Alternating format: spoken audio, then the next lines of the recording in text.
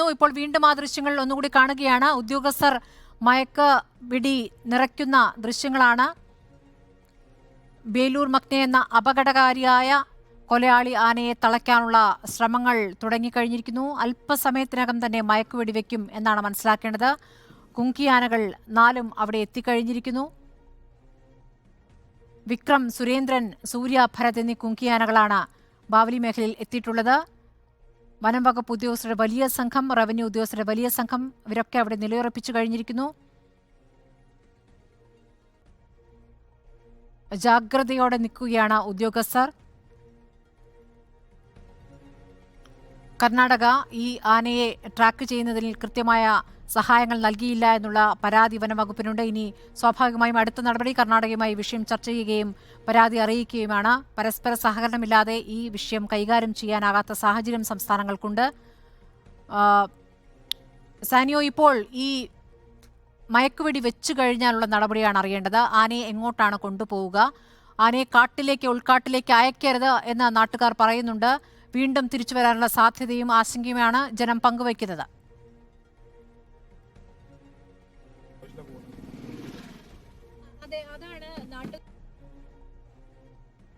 പ്രതിഷേധമുണ്ടാകുമെന്ന് നാട്ടുകാർ നേരത്തെ തന്നെ പറയുന്ന സാഹചര്യം ഉണ്ടായിരുന്നു. ഇന്നലെ അടക്കം നമ്മൾ മാനന്തവാടിയിലെ ഫോറസ്റ്റ് ഓഫീസുകളിലടക്കം വലിയ പ്രതിഷേധം കണ്ടത് അതിന്റെ ഭാഗവുമായി കൂടിയാണ്. ആനയെ മയക്കുവെടി വെച്ച് പിടിച്ച് മുത്തങ്ങയിലെ ആന പരിപാലന കേന്ദ്രത്തിലേക്ക് മാറ്റണം എന്നൊരു ആവശ്യമാണ് നാട്ടുകാരുടെ ഭാഗത്ത് നിന്ന് വരുന്നത്. അതേ ആവശ്യം ഉയർത്തിക്കൊണ്ട് തിരുനെല്ലി പഞ്ചായത്ത് പ്രസിഡന്റ് അടക്കം ഈ സ്ഥലത്ത് ഇപ്പോൾ നിലയുറപ്പിച്ചിട്ടുമുണ്ട്. ഏതായാലും കൂടുതൽ ആളുകളെ ഇവിടെ അനുവദിക്കാത്തത് കൊണ്ടാണ് ഇവിടെ ഒരു പ്രതിഷേധമൊന്നും നടക്കാത്തതെന്നാണ് നമ്മൾ മനസ്സിലാക്കുന്നത്. പക്ഷേ തീർച്ചയായും അത് തന്നെയാണ് ഇവരുടെ ആവശ്യം. ആനയെ പിടികൂടി വീണ്ടും കാട്ടിലേക്ക് വിടുന്ന ഒരു സാഹചര്യം ഒരു തരത്തിലും ഉണ്ടാവരുത്. നേരത്തെ കർണാടക ഇത്തരത്തിൽ റേഡിയോ കോളർ പിടിച്ച്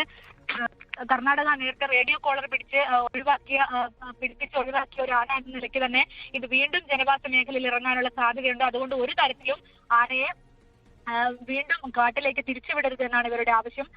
നമ്മൾ കണക്കാക്കുന്നത് ആനയെ ഇപ്പോൾ മയക്കുവെടി വെച്ച് പിടിച്ചു കഴിഞ്ഞാൽ അതിനെ കുങ്കിയാനകളുടെയൊക്കെ സഹായത്തോടു കൂടി ലോറിയിലേക്ക് കയറ്റി മുത്തങ്ങ വനത്തിനുള്ളിലുള്ള ആന പരിപാലന കേന്ദ്രത്തിലേക്ക് കൊണ്ടുപോകുമെന്നാണ് നമ്മൾ മനസ്സിലാക്കുന്നത്. ഏതായാലും എല്ലാ നടപടികളും പൂർത്തിയായതായാണ് വനംവകുപ്പ് ഉദ്യോഗസ്ഥർ ആനയെ കൃത്യമായി ട്രാക്ക് ചെയ്ത് വളഞ്ഞു കഴിഞ്ഞു എന്നാണ് ഫോറസ്റ്റ് അധികൃതർ പറയുന്നത്. കൃത്യമായി എല്ലാ നടപടികളും പൂർത്തിയാക്കിയിട്ടുണ്ട് എന്നാണ് മനസ്സിലാക്കുന്നത്. ആനയെ കുറച്ചുകൂടി ഇങ്ങോട്ടേക്ക് അടുത്തേക്ക് എത്തിക്കാൻ വേണ്ടിയുള്ള ശ്രമങ്ങളാണ് ഇപ്പോൾ നടക്കുന്നത്. റോഡരികിലേക്ക് അല്പം കൂടി എത്തിച്ചു കഴിഞ്ഞാൽ, വെടിവെച്ച് കഴിഞ്ഞാൽ കൃത്യമായി വണ്ടിയിൽ കയറ്റാനും മറ്റുമുള്ള ഒരു സൗകര്യമുണ്ടാകും. ഇത് വെടിവെക്കുന്ന സമയത്ത് ഓടാനുള്ള സാധ്യത കൂടുതലായതിനാൽ ഒരു തരത്തിലും വാഹനങ്ങളൊന്നും ഇവിടെ നിർത്തരുത് എന്ന് നിർദ്ദേശം നൽകിയിട്ടുണ്ട്. വാഹനങ്ങളോടെല്ലാം കടന്നു പോകാനാണ് പോലീസും ഫോറസ്റ്റ് അധികൃതരും അടക്കം നിർദ്ദേശം നൽകിക്കൊണ്ടിരിക്കുന്നത്. ഏതായാലും ഇപ്പോൾ അല്പസമയത്തിനകം തന്നെ മയക്കുവെടി വെക്കുമെന്നും അങ്ങനെയാണെങ്കിൽ കുങ്കിയാനകളെ അടക്കം ഉപയോഗിച്ചുകൊണ്ട് ആനയെ പുറത്തേക്ക് എത്തിക്കാനുള്ള ശ്രമം നടക്കുമെന്നും നമ്മൾ മനസ്സിലാക്കുന്നു. മയക്കുവെടി വെച്ചാൽ സ്വാഭാവികമായിട്ടും ഈ ആന ഓടാനുള്ള സാധ്യത വളരെ കൂടുതലാണ്. ആ ഒരു അപകടം കണക്കിലെടുത്താണ് ഇവിടെ ആരോടും നിർത്തരുത് എന്ന് പറഞ്ഞിരിക്കുന്നത്. മാനന്തവാടി മൈസൂരു നാഷണൽ ഹൈവേ ആണ് ഈ കടന്നു പോകുന്നത്.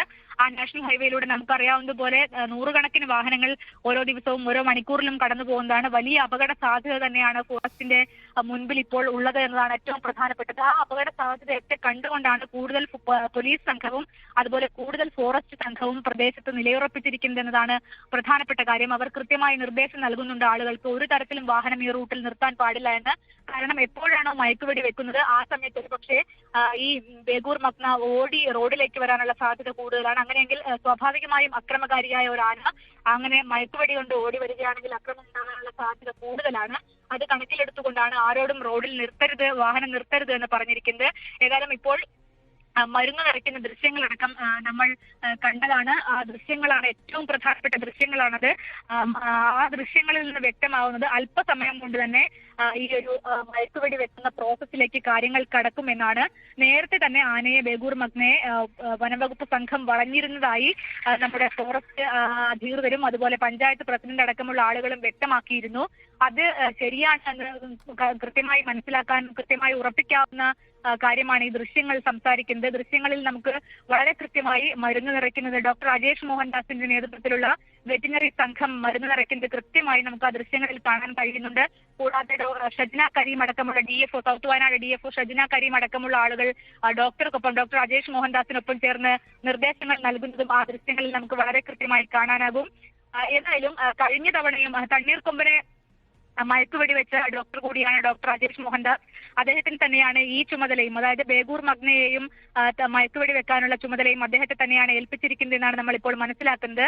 അദ്ദേഹവും മറ്റ് 4 ഉദ്യോഗസ്ഥരുമാണ് വെറ്റിനറി ഡിപ്പാർട്ട്മെന്റിൽ നിന്ന് ഇപ്പോൾ നമുക്ക് കാണാൻ കഴിഞ്ഞിട്ടുള്ളത്. ഇത്രയും പേരാണ് ഇവിടെ ഇപ്പോൾ ഈ ഒരു പ്രവൃത്തിയിൽ ഏർപ്പെട്ടുകൊണ്ടിരിക്കുന്നത്. ഉടൻ തന്നെ മയക്കുവെടി വെച്ച് കൊണ്ടുപോകുമെന്നാണ് നമ്മൾ മനസ്സിലാക്കുന്നത്. ഏതായാലും ഇപ്പോൾ സമയം 2 മണി കഴിഞ്ഞിരിക്കുന്നു. 2 മണി കഴിഞ്ഞ് 15 മിനിറ്റ് കഴിഞ്ഞിരിക്കുന്നു. ഇന്നലത്തെ ഒരു സാഹചര്യം മുന്നിലുണ്ട്. അതായത് അല്പം കൂടി വൈകിയാൽ വെക്കാൻ കഴിയാത്തൊരു സാഹചര്യം നിലവിലുള്ളത് കൊണ്ട് തന്നെ അല്പം കൂടി വൈകിയാൽ തീർച്ചയായും വെയിൽ വീഴും മുമ്പ് തന്നെ ഈ നടപടികളിലേക്ക് ഉദ്യോഗസ്ഥർക്ക് കടക്കേണ്ടതുണ്ട്. ഈ ചെമ്പകപ്പാറയുടെ 200